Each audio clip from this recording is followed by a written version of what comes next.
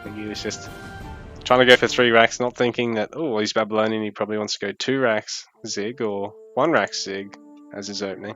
2 rack Zig is probably the way to go, to be honest. I don't really like 1 rack Zig. You just left so bloody defenseless, even though you do get that age up timing really nice. You just get no pressure. Anyways.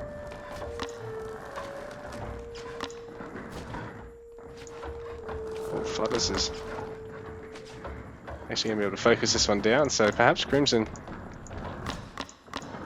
might not have been best off restarting, but at the same time, it's going to take forever for this to actually go down. Is that actually damaging it? Yeah, it is.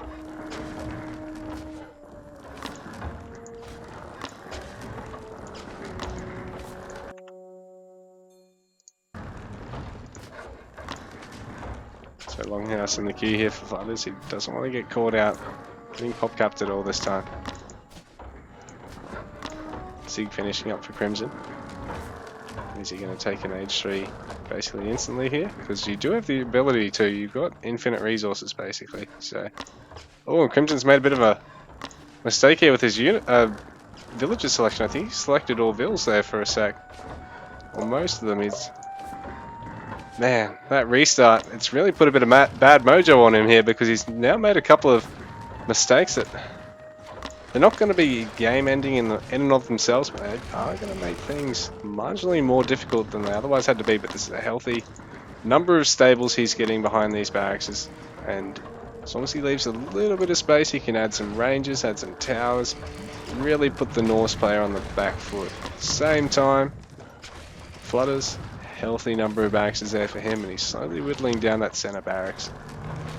The more throwing axemen he gets now, before he goes to age 3, the better chance he does of actually being able to throw down some fortresses extremely fast. He can probably just look at adding some outposts with his villagers behind this. I think he's probably best off doing that, because man, the throwing axe, the war dogs can just buy you so much. With how much food you've got, you're not going to run out, guys. Not in 10 minutes. It is impossible. But this mass lancer is going to be a bit hairy. I think Flutters is going to have to look at adding a spear champion here and getting his berserker transition down pat. In saying that, the shield bearers are just going to get eaten up, and there's not enough lancers and there's no champ upgrade yet for them to really just completely deny the throwing axemen. So Fortress is going to go up here for Flutters. He's getting a really nice timing on this one. Crimson might be able to deny it. Has he got enough units? He needs to be able to get them past that though. It's like, look, only 1 Lancer's actually hitting anything there. It's a bit rough for him, and there's this really healthy ball here.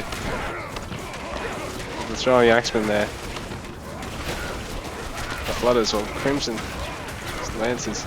Even with their nice ability to hit over the shoulder of a unit in front of them, which only they and upcoming Indian units have access to, as well as some advisor units, I believe. It's still not quite enough. It's a race to get these fortresses down. Crimson may actually be in a slightly better spot to defend these. He's already got age 4, and this means he can get total war, he can get pharmacology. He could have always got that earlier, but probably he can beeline total war, get the bonus damage, get pharmacology behind that. And we're seeing some dogs come out here for Flutters, so this is quite nice. If he gets dog training, if he gets both dog upgrades, they train extremely fast, so he can get all the way up to 36. But it's very space effective to get like 4 or 5 of these tucked away against the town centre and push with them. That fortress is already down pat, and there is a Plinton, so these barracks are slowly going to be worse for wear. There is horsemen in the mix too, so they're going to be a bit of a threat for these Lancers. It's a really nice back and forth, this one. This fortress may have been delayed, but it's definitely going up one way or another. Flutters is going to make sure of it. But this isn't going to cost him too much, because he's losing a lot of military behind this, and Crimson, army-wise, I don't know, it's hard to tell. They've got so much in the queue that it always bumps up their population, inflates it artificially. And that goes for both players, especially in Tiny. You've got that many production facilities just constantly slamming 1 or 2 units in the queue. You never really want to over queue because that's going to cost you a lot in terms of your population. This earlier Plintonon versus the log thrower, which isn't even in the queue yet, it's really going to mean the fortress is going to be ineffective. That's a really scary Norse melee ball there. Is there enough range damage here from the Bab army to deal with it? Unfinished stables there for Crimson, so that's going to hurt him a little bit. Same with the unfinished house. He's up in terms of population at the moment, but Flutters has definitely cleared a lot of space on the map. But he is really wedged around this fortress. He probably needs to try and focus it down or try and destroy a building to get to the back line here, because he's only able to fit through 1 or 2 units at a time. Crimson's got a good spread with these range units up the back here. Chariot archers and the mounted archers just picking everything off. Population-wise, this game isn't really going anywhere. Both these players just building and losing at this point. More production going up here now for both of them as well. Flutters having stables and barracks. Trying to add some barracks there. He still hasn't managed to finish up the stables up here, which is a shame because it's really done. He probably could go up here and pick off something. But ooh, it's undefended. And I think Flutters might have done it and taken the game number 3 in this series. Some really snazzy stuff from him.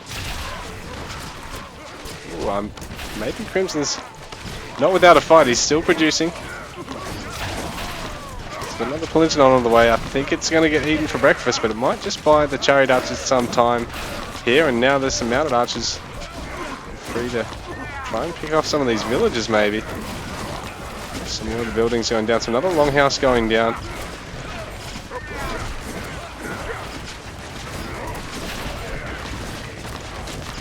Flutters definitely still in this game. He's down in terms of pop, but he's really got a lot of the momentum in terms of the pushing here. And if he takes out this fortress, I think Crimson might be done for here.